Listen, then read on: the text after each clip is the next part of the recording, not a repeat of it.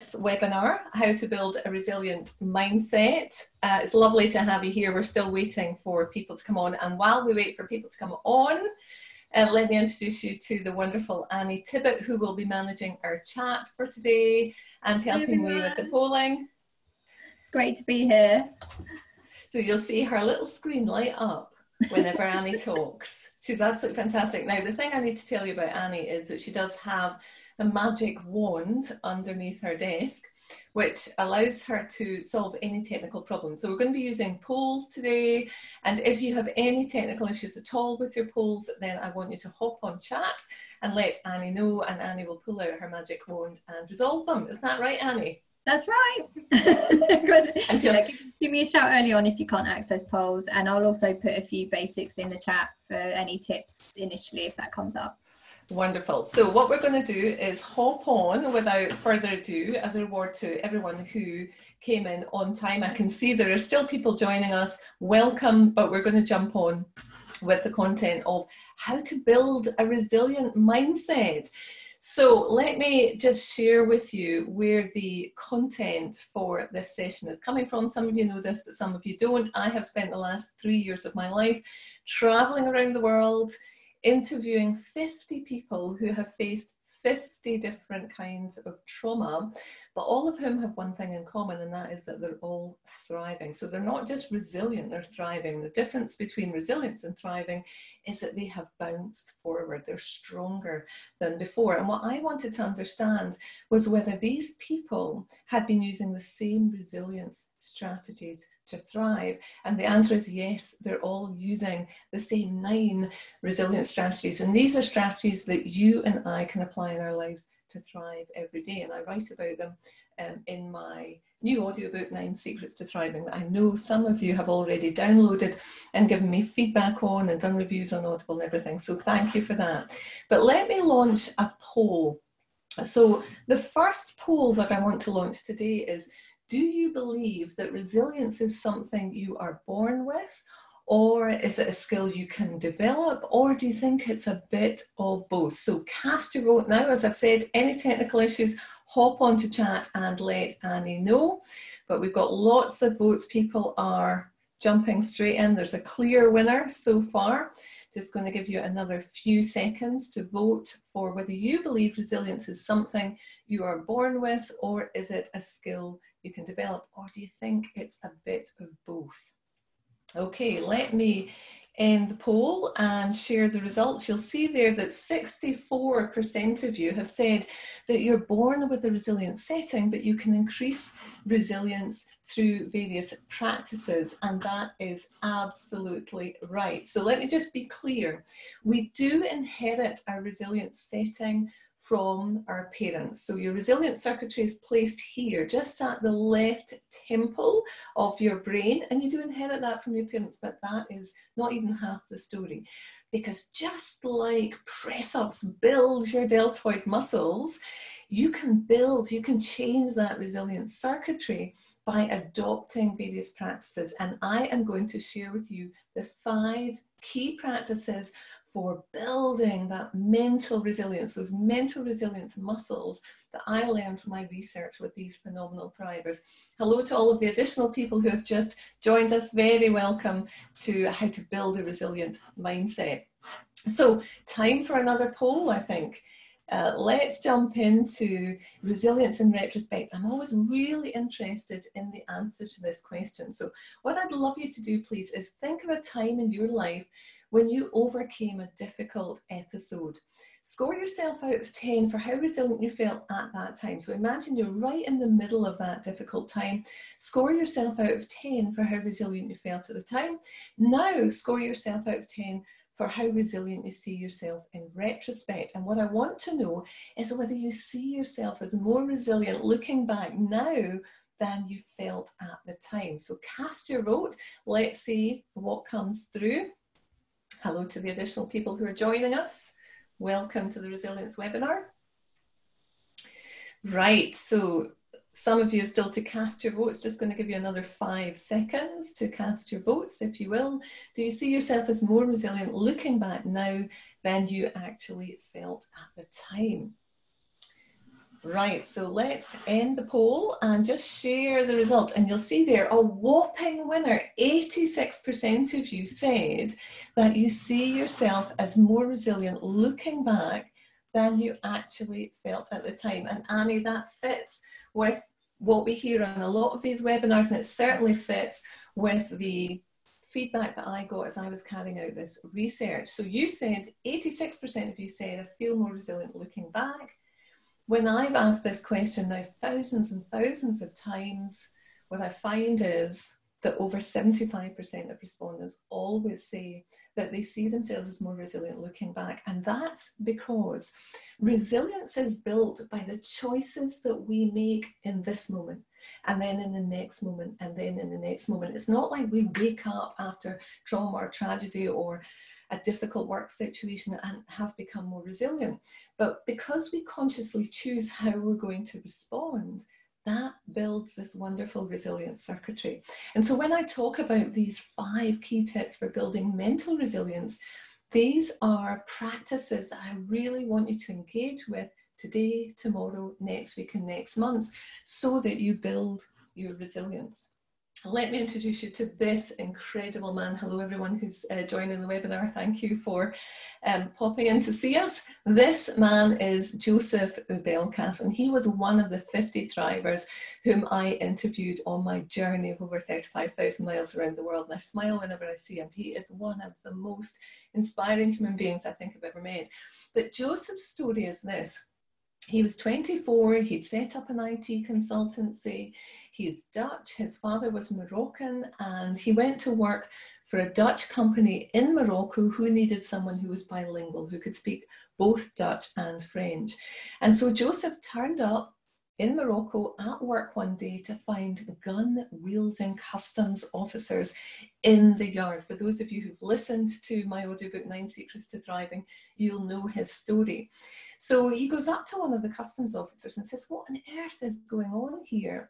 And he gets hauled over to one of 3 or 4 white transit vans parked in the car park. The doors are flung open and he sees rammed from the floor of the van up to the ceiling of the van packages, brown paper packages of drugs, 8,000 kilograms of drugs.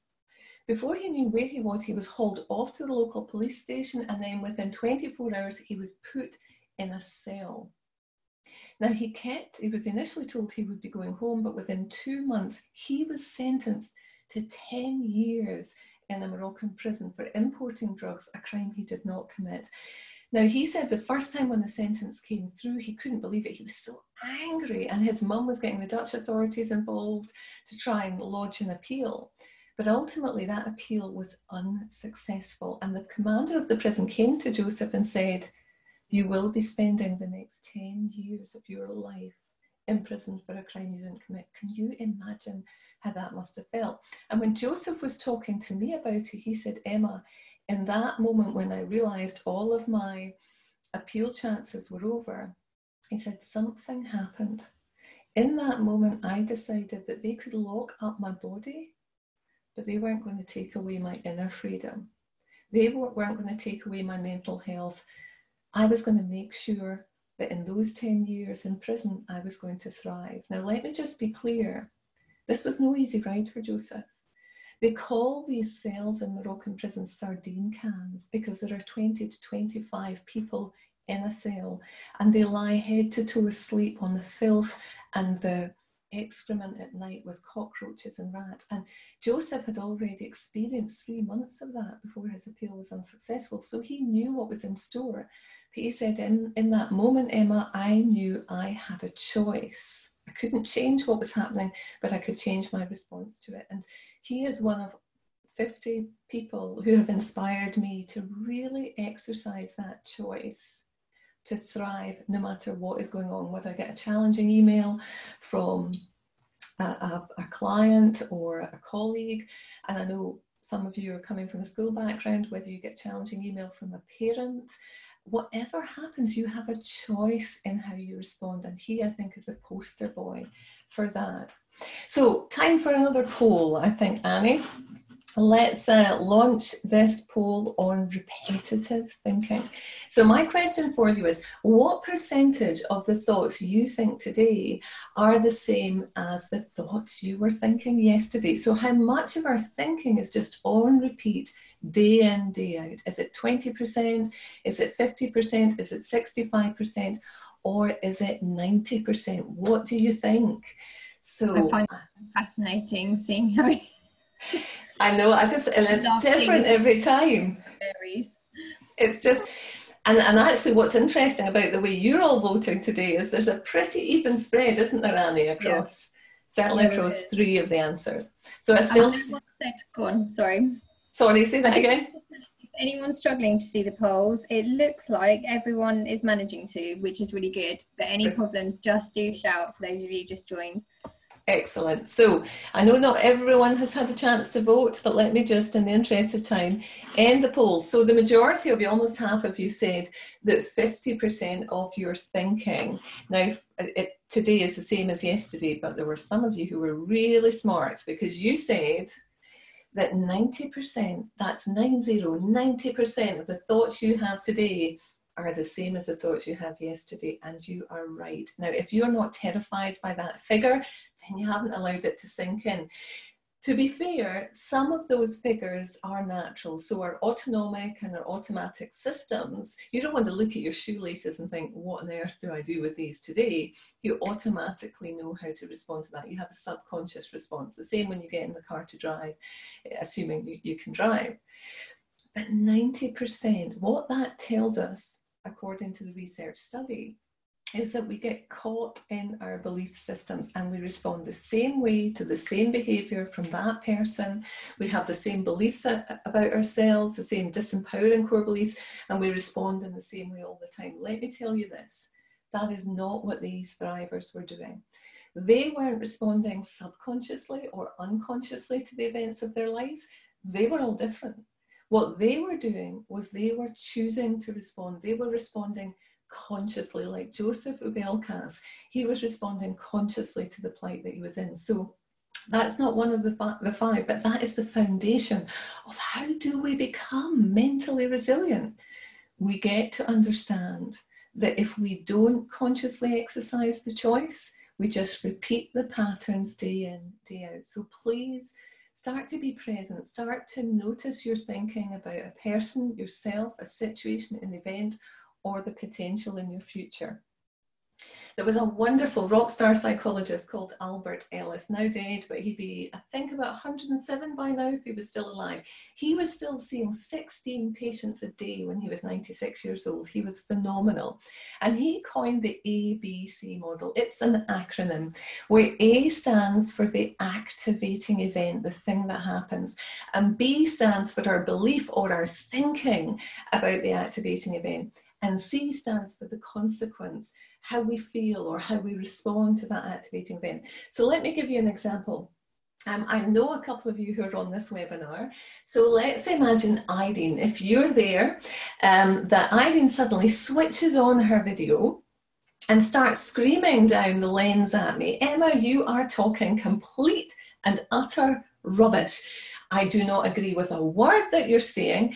This is just nonsense. I'm going to come off this webinar because I can't stand it. So that would be the activating event. I know Irene's chuckling just now, and anyone else who knows her on this webinar would be chuckling because Irene always does stuff like that. No, I'm chuckling, feeling her chuckling, even though I don't know Irene. Yeah, she will be chuckling. So that's the activating event. Now, so many of us tell ourselves a story that A causes C, that because Irene shouted at me down the lens in front of everyone on this webinar, the consequence is that I feel disrespected, I feel belittled, I feel angry. But of course, A does not cause C. The stuff that happens in your life does not cause how you respond. Now, this is profound. B causes C. That's what Dr. Ellis knew. B causes C. It's our beliefs, it's our thinking about the events of our lives that causes how we respond. So if I take that example I've given, if my B, my belief about my role on this webinar was, I'm the expert, I've done the research, I know the answers, and you must accept everything that I say. If that was truly my B, you can imagine how Irene's outburst would drive the consequence. I would feel maybe defensive, perhaps even aggressive. But luckily enough, that is not my be. That is not my belief about my role here. My role here is you've been kind enough to attend this webinar, and I'm rocking up here with, let's call it a tray of hors d'oeuvres. You know, there's egg vol au vents, there's haggis balls, there's a whole number of things on this tray. I'm offering up some ideas, and you will take the ones that really resonate with you and you'll leave everything else. That is my only role here, to share what I have learned from my research in the hope that some of it will land and resonate with you. So because that's my be, my response to Irene's outburst, I feel like I should apologise to you, Irene, sorry about that. My response to Irene's outburst would be probably genuine curiosity. You know, what is it that I've said that you object to so much? And tell me what your point of view is, because I'm really interested in that. So you can see that the story we tell ourselves, really drives how we react to the events of our lives. And what I saw in interviewing these 50 thrivers is that they knew that. They profoundly knew that they had a choice how to respond to the events of their lives, which would drive how they felt and the direction of their lives going forward and the direction of their relationships.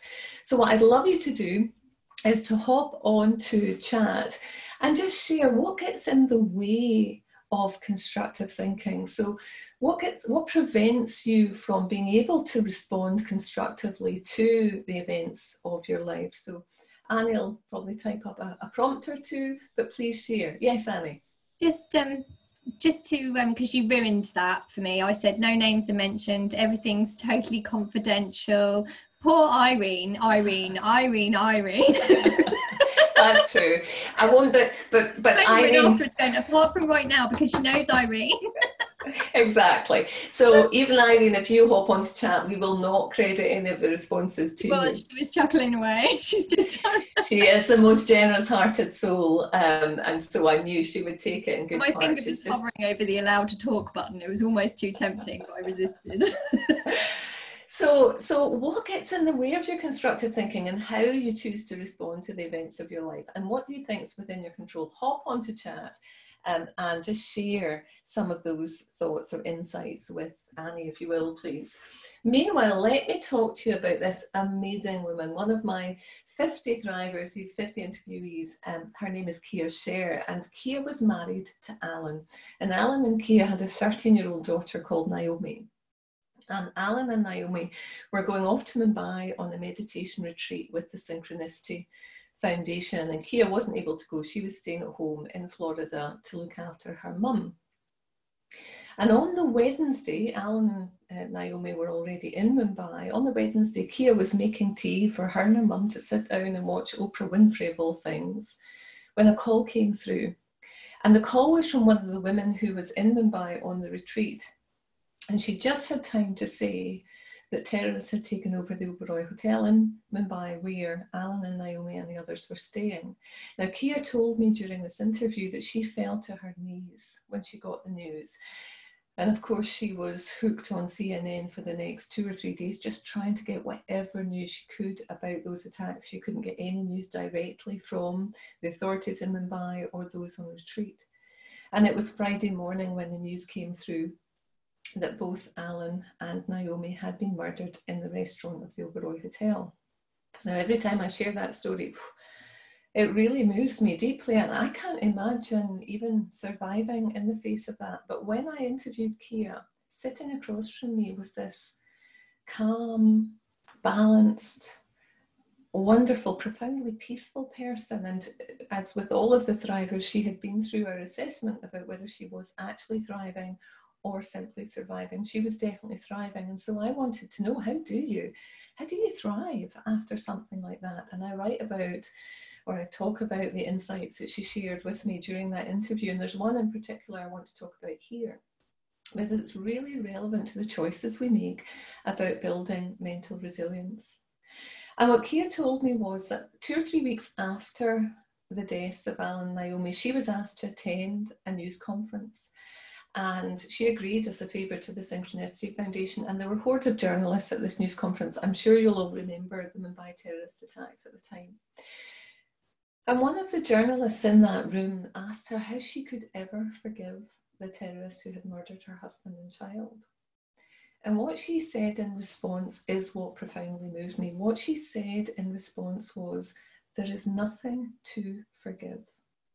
Those terrorists were doing the best they could with the thinking they had at the time. Now, she was not condoning what had happened, but she told me she was determined to honour the deaths of Alan and Naomi. She was determined not to fall into vengeful thinking, to hatred, to anger and bitterness. She didn't want Alan and Naomi's memories to be contaminated by that. And she said, Emma, it's true that we are all doing the best we can with the thinking we have, with the story we're telling ourselves at the time. Now, I happen to believe that is true, that whenever I'm faced with challenging behaviour, that person is doing the best they can with the story they're stuck in at that particular time. But it's something quite else for Kia to have been able to connect with that insight so soon after that trauma. But she said that it's really important that we choose the narrative. And this is your building resilience strategy number 1. You get to choose the narrative. So no matter what happens, what that email said, your uncertainty about the pandemic and what that holds for you, any other issues in your life, whatever the external event is, you get to choose the narrative.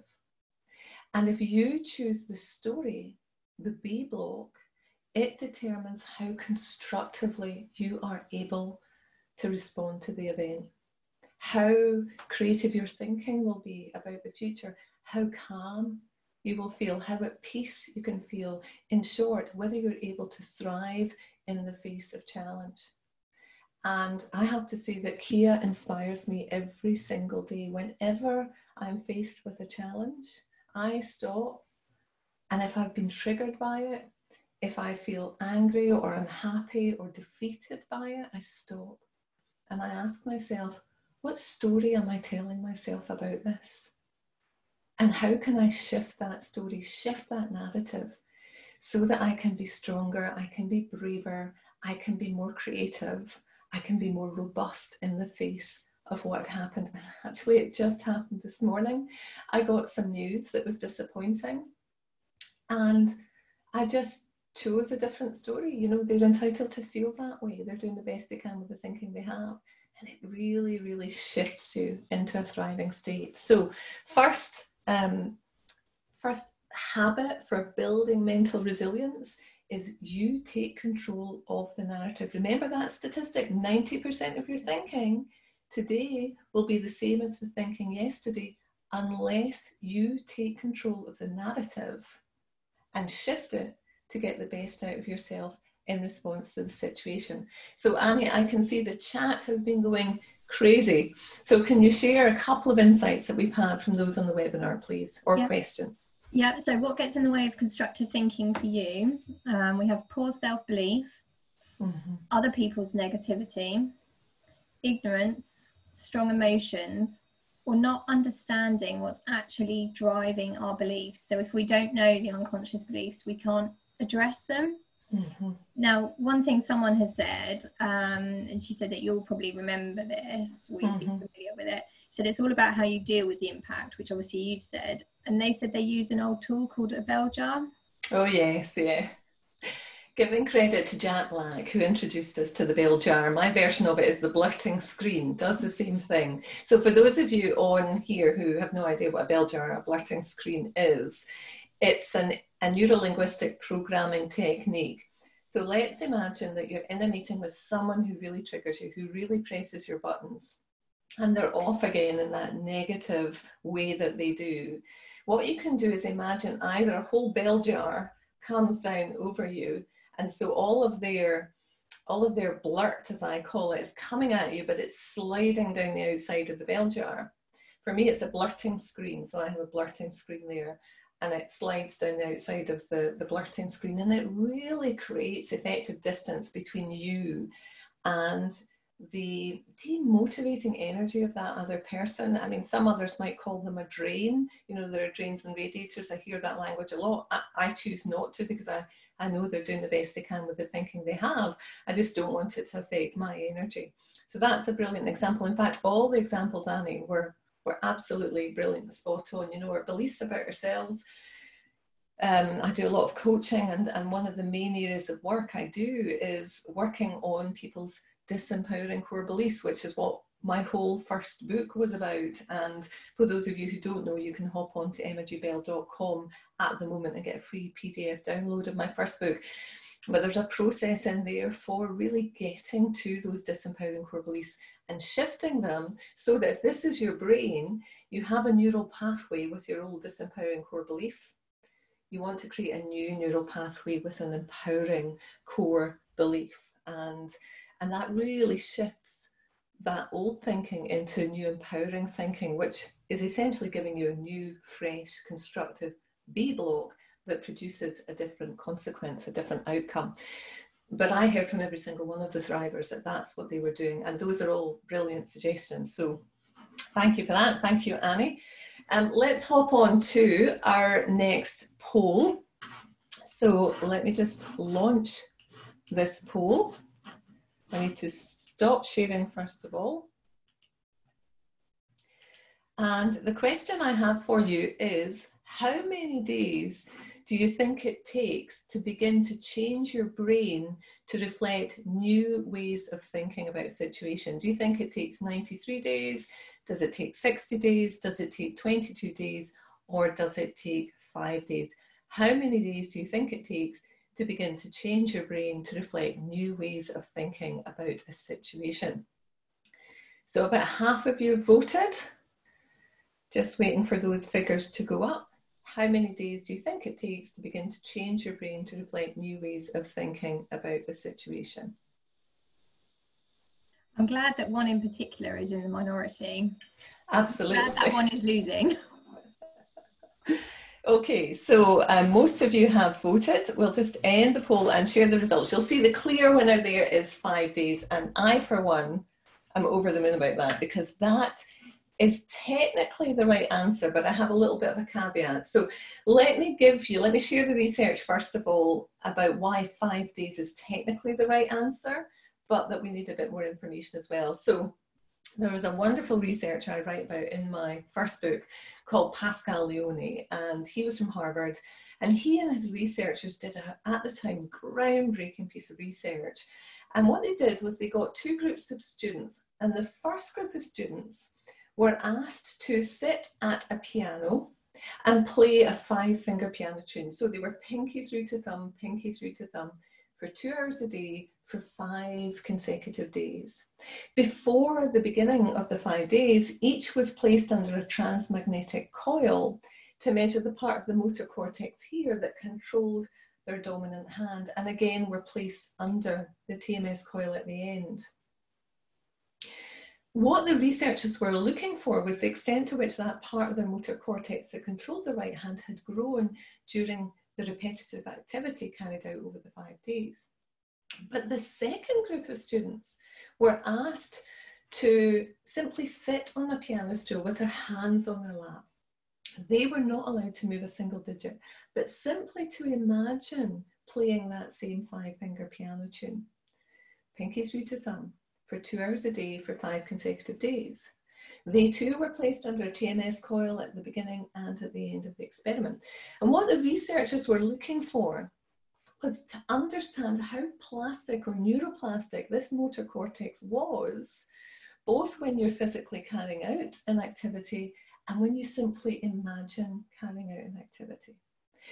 And this is why it was groundbreaking, because they found that in fact the brain responds in exactly the same way when you simply imagine carrying out an activity. And this is my way of introducing number 2, the second practice for building mental resilience. So whilst I said 5 days is strictly right, we do know from this research and lots of other research since that if this is your brain and you choose a mental practice, then within as few as 5 days, you're starting to create a new neural pathway. So your neurons are firing together and wiring together and creating a new neural pathway. But in order for it to become the dominant pathway, namely a habit that you just do without having to focus on it, it takes about 66 days. It varies for people. Some people it's less, for some people it's more, but the average is about 66 days for roughly 3 months. But 5 days, you start to feel the difference. It becomes less of a focused and conscious thing that you need to concentrate on, and more natural. So tip number 2 that came from the Thrivers is this. Remember that B block I spoke about? Well, they said that we always get triggered. So events of our lives will trigger us. And I think you know what I mean by being triggered. You know, you get triggered into a negative emotional state, whether that's frustration or anger or irritation, whatever it may be. But they said if you develop the mental practice of pausing, the power of the pause. So whenever you get triggered, before you react, take 3 seconds. Literally just breathe in and breathe out and count to 3. If you do that every single time you get triggered, and I'm talking about tiny triggers as well as huge triggers. I'm talking about the email from that person. You know what, when you just see the sender profile in the email and already your hackles are up and you haven't even read the email, or the sender profile from that person who you find a little intimidating, and again, your emotional reaction has occurred before you've even read the body of the email. So that's what I'm talking about when you're triggered. If in those circumstances you just develop a practice of breathing in and breathing out and counting to 3, then you're able to choose how you respond. You're able to interrupt that 90% repeated pattern by pausing for 3 seconds and then consciously choosing your reaction. It's so hard if you don't pause to consciously choose your reaction. Your brain is already in that old cycle. It's already on that old neural pathway. You want to get it onto a new neural pathway. So trigger, pause, trigger, pause. Now, if you want one more little tip to add on to that, something I use, compassion for me is a really powerful word. When I think of the word compassion, I can almost feel a sort of physiological change that comes along with it. So if I get triggered, I take a deep breath in and I just think the word compassion. Now that has been immensely powerful. So I had a meeting relatively recently with an HR director. We were due to be joined by the managing director at 2 o'clock. 2 o'clock came and went, managing director didn't arrive. 2:20, the door bangs open. Managing director comes in and all of his body language, if it could speak, would be saying, I do not want to be here. But what happened to the HR director, she immediately went into a low power pose. You know, her head went down, her arms were folded, and I could see she'd been triggered. But the trigger got a hold of her and it drove her reaction. Whereas I also was triggered, I could feel it, but I used the power of the pause, the in-breath, the out-breath, 1, 2, 3, and I thought of the word compassion. And that just brought a warmth to me and opened my body language up and caused me to ask him an open question, which is, how's your day been today? It's lovely to see you. How has your day been today? And got him talking, because whenever anyone's in an agitated state, ask an open question, get them talking, it calms them down. So whereas she was triggered and didn't take control, she reacted. It took her about 25 to 30 minutes to fully sort of relax and engage. I was triggered, but I used the power of the pause to take my power back. Because when you get triggered, what happens is you actually give your power away. You give your presence away. You give your conscious control away. I don't ever like to do that. I like to hang on to my power with a small p, my power, so that I can choose how I respond. And that's what all the Thrivers were doing. I mean, in the face of near-death experiences, in the face of gang rape, in the face of all sorts of horrors, they were consciously choosing their response, and they were using the power of the pause years and years afterwards to maintain the conscious choice and responding in the most constructive way. So that's resilience strategy number 2. And we're back here to Joseph Ubelkas, and I want to share with you a couple of strategies that he talked to me about. So you know the story of Joseph, and see how white his teeth are. I have to tell you this. When I was listening to his tales of being in a Moroccan prison and how horrifying it was, the things he had to deal with day in, day out, he said, Emma, one of the things that I did to help me thrive was I looked after my own dignity. And he said, so looking after my dignity meant a number of things, one of which was to brush my teeth and floss my teeth every single day. And his mum would send him bottles of water, and you can imagine the conditions in there. But he'd brush his teeth and floss his teeth, and that was what he called a precious freedom moment. Just incredible. Anyway, that's by the by. The other thing that Joseph said to me was, he said, you know, there are lots of tips I can give for thriving, and I talk about them in the book. But 2 of them are particularly about building mental resilience, mental habits that allow us to thrive. The first is stop complaining. Yes, you heard me right. Stop complaining. Joseph said there's no point in complaining, because either you're complaining about things you can control, in which case go control them, take action. Don't complain, just control them or influence them. Or you're complaining about things you can neither control nor influence, in which case drop it. Now, I took this to heart, so I interviewed Joseph about 18 months ago, and I did just stop complaining. And I have to say, it's been incredible. I just will not complain about anything. And it just creates so much mental space.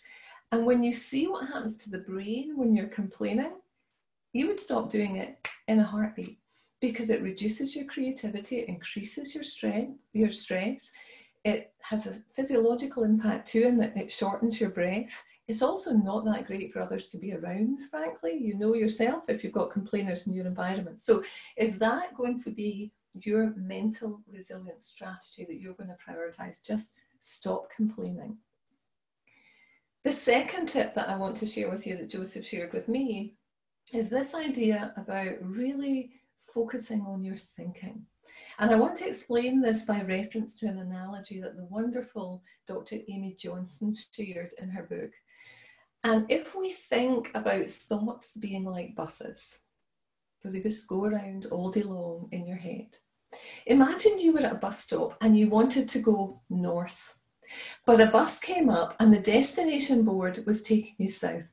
Would you get on that bus? Now, I hope you're yelling at the screen, no, Emma, we would not go on the bus because it's taking us in the wrong direction. And yet all day long, we get on thought buses that take us in the direction of feeling worthless, feeling undervalued, of feeling angry, of feeling frustrated, and so on and so forth.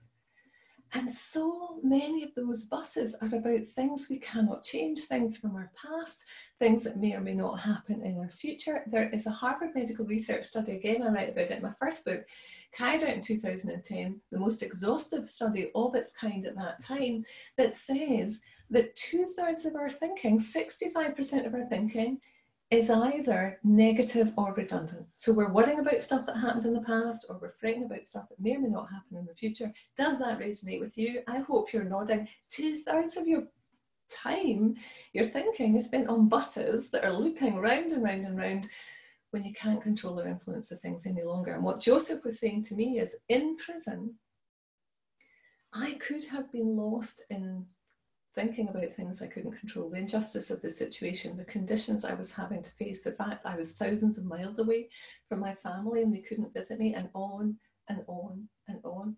He said, I chose never to get on those buses again. And it freed me up, and it gave me such a profound sense of peace. So I would focus only on the things, the thoughts I could, about things I could control or influence.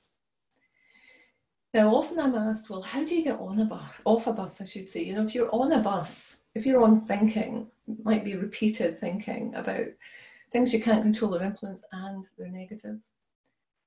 How do you get off the bus? I've only found one exit route for a bus, and that is come back to the present moment. Breathe in and out and notice what you can see and hear and smell and taste and touch. Maybe 3 things for each sense, so that you come back to the here and now. You feel the weight of your body in the chair, because when you're on those negative buses, you're lost in your head. You're in the future or in the past. You need to come back to the present moment, and don't worry, we are thinking beings. Another bus will be along any moment. But again, it's another mental resilience strategy that through repeated practice actually becomes your subconscious way of thinking. So you've taken that 90% figure and reduced it dramatically. And your default, your subconscious thinking then becomes much more constructive.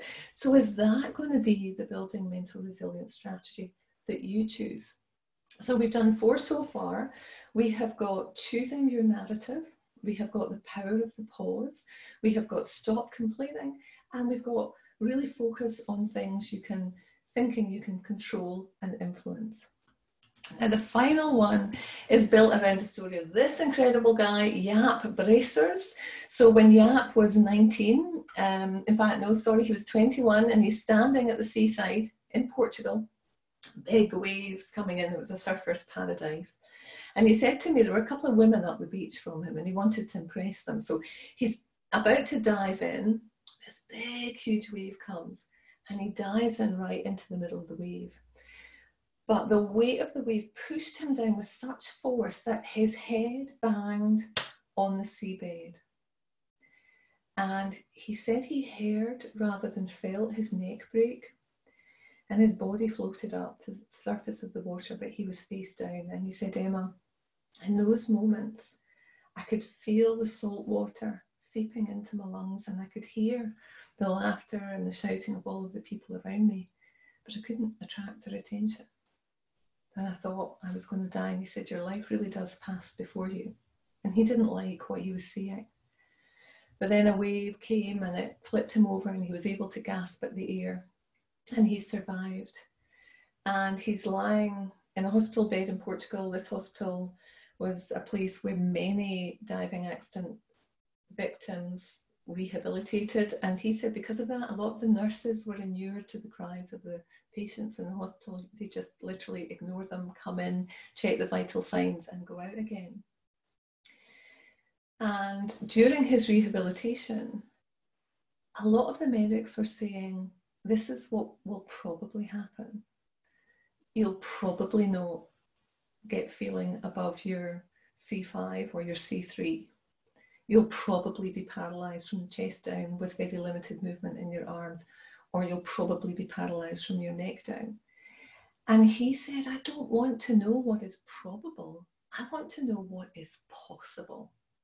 He said, tell me what is possible here. And so he forced the medics to tell him about the most optimistic stories of people who had regained or recovered feeling in their body. And because he was really focused on that stuff, this mantra, what is possible, this is how he ended up. Yeah, yes, he's a wheelchair user. Yes, he's paralysed from the chest down, but he has got 50% movement in his arms, which is transformative for him because he is independent in his wheelchair. He can wheel himself around. If he had listened to what was probable, the story would have ended very differently. And so that's his mantra, what is possible? And I have really taken that to heart, and I hope you will too.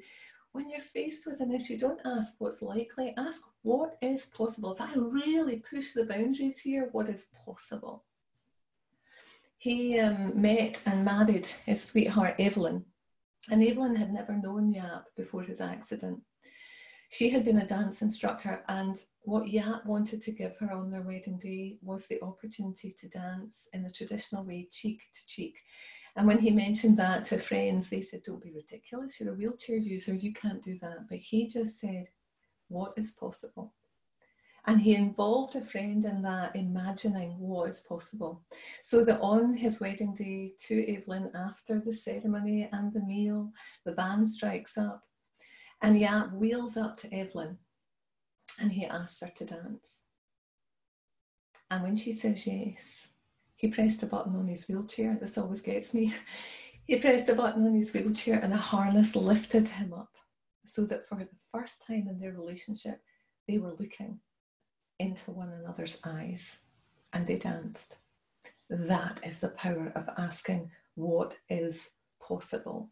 And he inspires me every day, not to just settle, but to keep pushing the boundaries and ask what is possible for you, what is possible for your family, for your friends, for your colleagues, what is possible? That is what will enable you to thrive, asking that question. That's what builds resilience, imagining, dreaming what is possible. So my question for you is, what are the habits you're going to prioritize to build a resilient mindset? I am about to launch a poll, but please feel free to hop on to chat and tell Annie a little bit more about which is the habit and why that's the habit you want to choose. But let's have a look at the polling, and I'll launch this poll now. So this is multiple choice. You can choose more than one answer. Which of the building mental resilience strategies are you going to prioritize? Is it taking control of the narrative, as we heard from Kia share? Is it using the power of the 3-second pause so that you can engage your conscious mind and really respond constructively? Is it to stop complaining? Is anyone brave enough to just promise themselves that they're going to stop complaining? At the moment, Annie, we have no takers for that one. Oh no. Oh no, we have now. We have now. Thank you for that. Guilted into it. Is it to think only about those things that you can control or influence, choosing which bus to get on? By the way, for those of you who have children or work with children, use the bus analogy. They love it, really lands with them. And to ask what is possible, as Yap asked, what is possible? So still some of you left to vote. I'll just give you another 5 seconds to do that. Now, because habits operate best when you choose or you implement them one at a time, think about which is going to be your primary habit and focus on that for the next maybe month and a half until it's ritualized, and then move on to your next habit. Okay, so I'm going to end the poll there and just share the results. So you'll see that the clear winners are, just by a breath, are to think about only those things you can control or influence and to ask what is possible. But I think we have buyers for all of the habits there. So I know that there may be some questions, so I'm happy Annie and I are going to hang around for a while. So Annie, first of all, anything else through on chat that you want to share? Well, someone's saying that basically she wants to ritualize all of the habits, that everything resonates, which is really, really brilliant. So I've said, what would you prioritize first, you know, to Fantastic. Start somewhere? What's at the top of the list? I love that enthusiasm. And I also want to share the statistic that only 8% of the New Year's resolutions we make are actually kept. And that is because in the thrill of a new year, we want to get healthy, exercise, change jobs, book a great holiday and do all of these things. And that's why most fail, because we try and implement more than one habit at a time. So while I love your enthusiasm, could you gird your loins? And you'll maybe not have heard that saying before, Annie, gird your loins. It's a good Scottish saying. That's what I actually have heard of, which is good. But these webinars are always very educational with Scottish sayings. They're brilliant. So gird your loins and choose one habit and ritualize that, and then the next one and ritualize that, though I do love the enthusiasm. He's gone for the power of the pause to begin with. Wonderful, love it. Thank you for that. Power of the pause in as few as 5 days, new neural pathway, keep at it, it will be ritualized. Probably for most people with that one, it's about 6 weeks or 7 weeks and it's ritualized and you can move on to the next habit. So Annie and I will be hanging around for the next couple of minutes. If you have any questions, very happy to answer them. These stories and many, many more, the 50 Thrivers, are in the audiobook 9 Secrets to Thriving, which is doing incredibly well, pretty much getting all 5-star reviews at the moment, which is very exciting for me. I'm incredibly humbled because I get to narrate the book and we have 28 of the Thrivers talking in the book as well. But it's been, I have to say, a life-changing journey for me over the last 3 years. For those of you who don't know, my husband Graham came on the journey with me of over 35,000 miles around the world. So it's changed his life as well. But meeting these extraordinary people